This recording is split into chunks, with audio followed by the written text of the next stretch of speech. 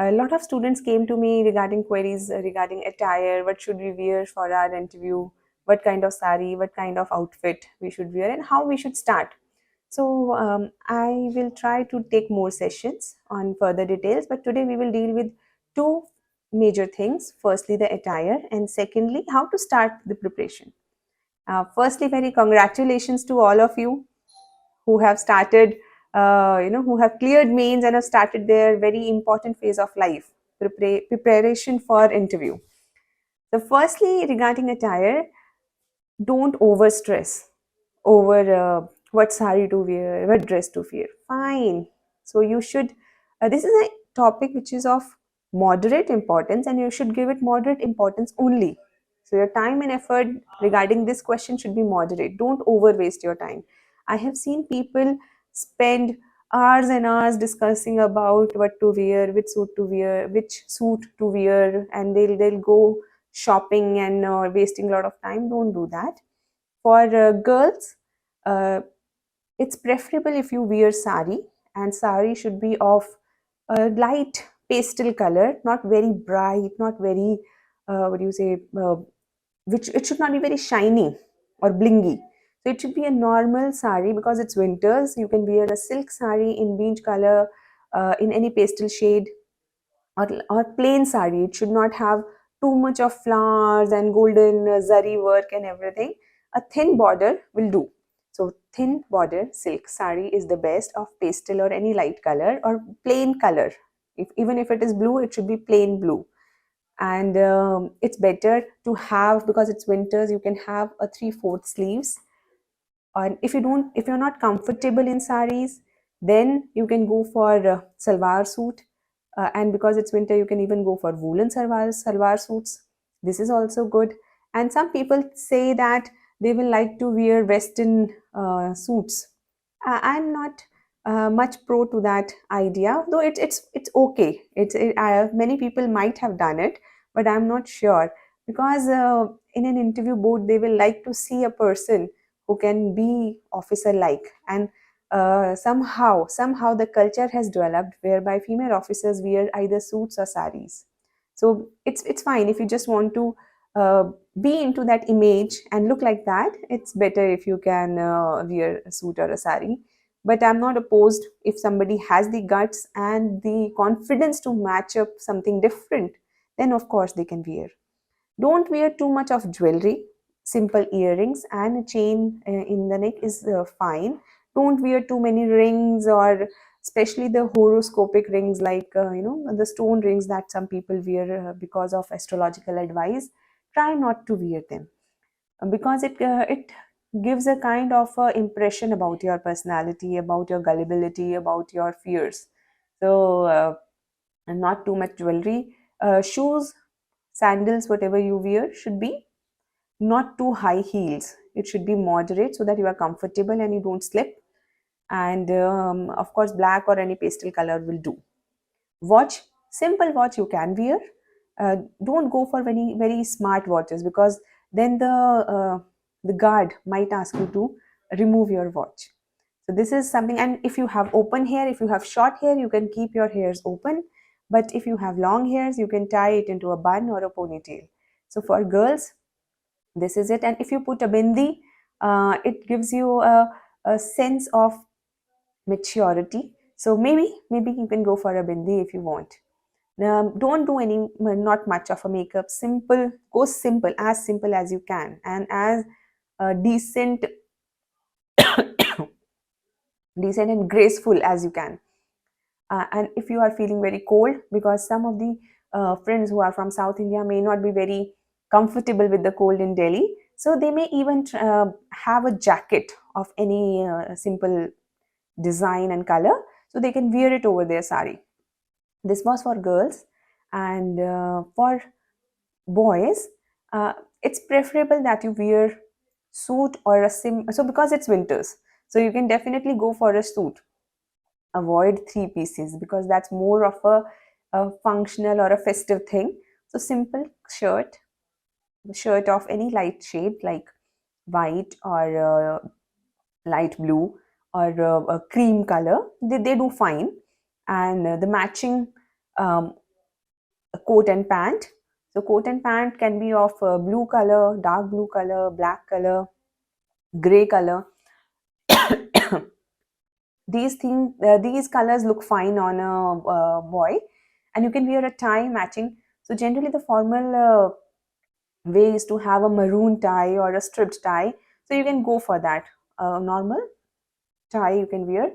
Again, the watch should be decent and should not be very flashy, and sometimes boys wear that those big dial watches. Don't do that. uh, Shoes, it's preferred that you wear formal shoes which are Oxford made. So Oxford करके एक design होता है, you can buy them. Black or brown, both are okay according to the tone of your suit, of course. So if you are wearing a black coat, then you should go for a black shoes. Apart from this, hairs should be trimmed. Your beard should be trimmed. If you are keeping a beard, it's better if you remove your beard, because then you look more younger, and generally somehow that youth energy is infective or contagious to the mood. They like it. Sorry.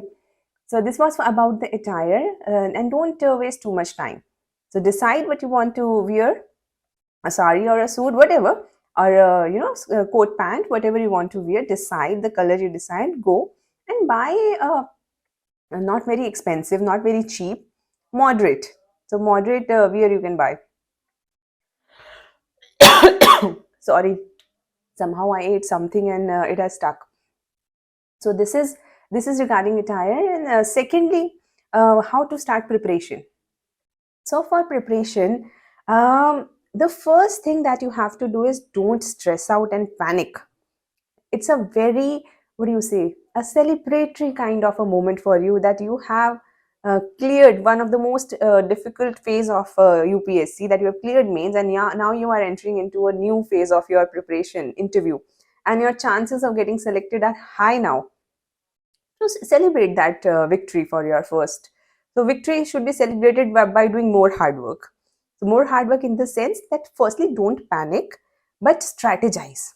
Strategize in the sense that what you will do and how you will do, what kind of preparation strategy you are going to follow. Make it and then follow and stick to it. There are basically uh, 5 types of questions which are asked in interview. First one are factual questions, where some or the other fact is asked, like what is the GDP of India, what is the unemployment rate. It can be related to your DAF, what is the full form of your school, or what is the what have you learned in engineering, and what have you learned in engineering, like something specific from your engineering, some formula or some theorem which can be asked. So these are factual questions. So factual questions can also be related to history, economy, polity. Any factual question can be asked. And after that comes the opinion based questions. Opinion based questions is like, what is your opinion about a particular topic which is in controversy? What is your opinion about Russia Ukraine war that is going on? What is your opinion about this policy of government? So these are opinion based questions. Then are situational questions, where they ask you that you are DM of a district, or you are a police officer, and what will you do if a fire breaks out, if there is a riot. So these are situational based questions. Then are the personal questions like, what is your vision for your life? Where do you see yourself in next 10-15 years? So these are very personal questions about your own personality. What is the philosophy of your life? Whom do you like as a political leader? So it's like a very personal opinion of yours on particular things. And last are the presence of mind questions. Fifth, so presence of mind questions are those where they actually check your nerves. They want to know if you are calm enough, if you have that common sense and presence of mind where you can actually deal with the question at that time. So all the unconventional questions that you see, like how many paintings were there on the way where you entered, where you were sitting, how many boards were there. Boards in the sense, you were given a small table where 5-6 people who are in the same boat sit. So how many tables were there? Something like this. So it's very rare, but yes, it can be asked to check your presence of mind, or something unusual is asked so that they can check that if you are very nervous, then definitely they like to check if you can think in that stressful situation, because as an officer you will have to face many stressful situations, and your response will actually let them understand how you will respond as an officer in that situation, in any stressful situation. So these are the 5 types of questions, and definitely factual questions are important, but they are not very important. So don't just prepare to gather more and more facts. It's fine, your knowledge has already been checked in mains examination. So don't just try to gather more and more facts. Of course you have to prepare your DAF, that is a given, but uh, you have to decide your limits. Like I'll read this current affairs, I will prepare my DAF on factual aspect, and rest I will keep myself calm, because uh, it's very important to have opinions, because you cannot if there is a fact, if a fact is asked to you, like supposedly I ask who made Qutub Minar. So now this is a fact. It's fine if you don't know. But if I ask you, what is your opinion regarding universal basic income? Should India adopt this policy? Then you cannot say, I don't have an opinion over this issue. You will have to have an opinion about this issue, because you are going to be a civil servant. This means that you are aware about your surroundings.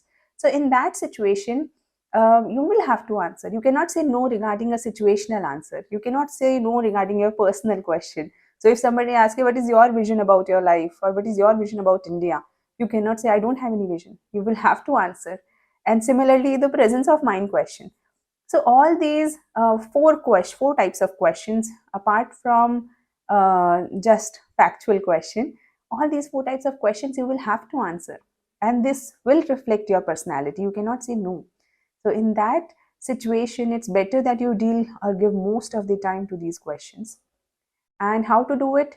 So regarding DAF, you can prepare a register whereby every word you have written in your DAF should be written on one page of the register. And supposedly your name is Pankaj, so you should write the name Pankaj, and then you should what is the meaning of Pankaj, who else are the important personalities with the same name, what is the etymology of your name. So all these questions, whatever can be asked from the word Pankaj, what are the different other names which mean the same.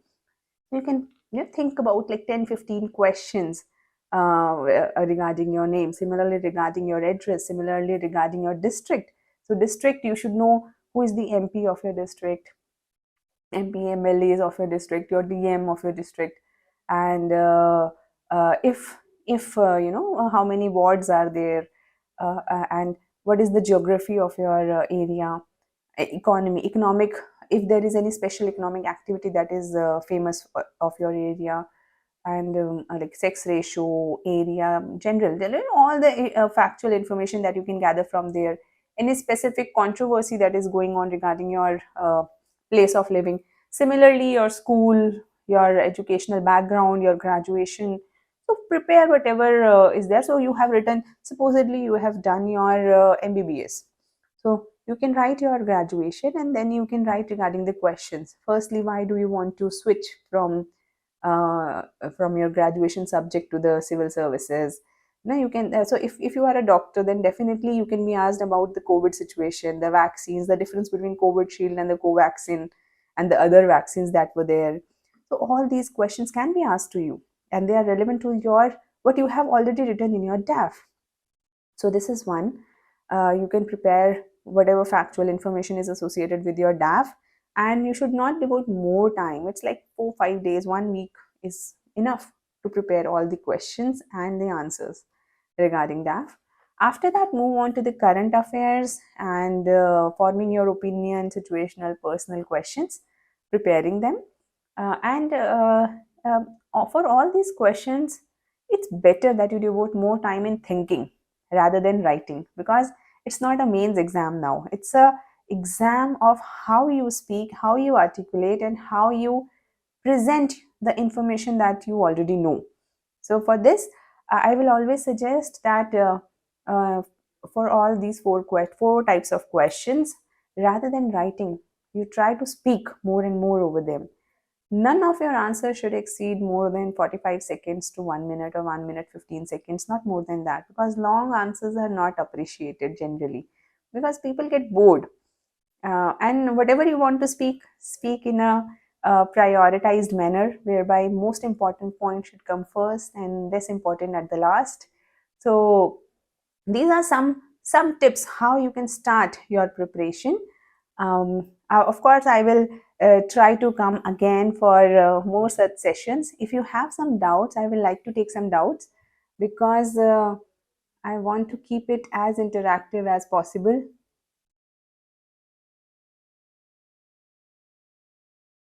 I don't know how the comments will open, but I will see the comments, and if there are some comments, I will try to come again and address those comments. And again, for some people say, how can we practice? For that, you can record your own answers and see whether your tone, body language, facial expression are matching with the content and articulation that you are in which you are giving an answer. And definitely, from now on, you should be stressing more on your performance in the sense how best you can present yourself to the board. And for this, 80% of your time should be devoted in answering, in improving your skill, in improving your tone, body language, and articulation and presence of mind, all of these. And 20% should be devoted to learning new information. And how many mocks you should give, it again depends. If you have a lot of time, if your interview is very at the end of the schedule, then of course you can have more mock interviews. And if you have very less time, then of course you will have to limit your mock interviews. And having more mock interviews is not important. Important is that how much do you improve after each mock. So each mock interview should be taken as a chance to improve rapidly, and you have to work on your interview feedback. So if somebody has told you that you are giving long answers, this means that you will have to cut short your answers in your next mock interview. If somebody has told that your voice is feeble and it's not audible, then you have to work on your voice and tone. So it's like every feedback should be taken in the right spirit, because there are people who these are the people who are trying to help you in your success journey. So work on your feedback, and um, don't ignore any feedback which is given to you, because generally it is like a opportunity to improve something in your personality.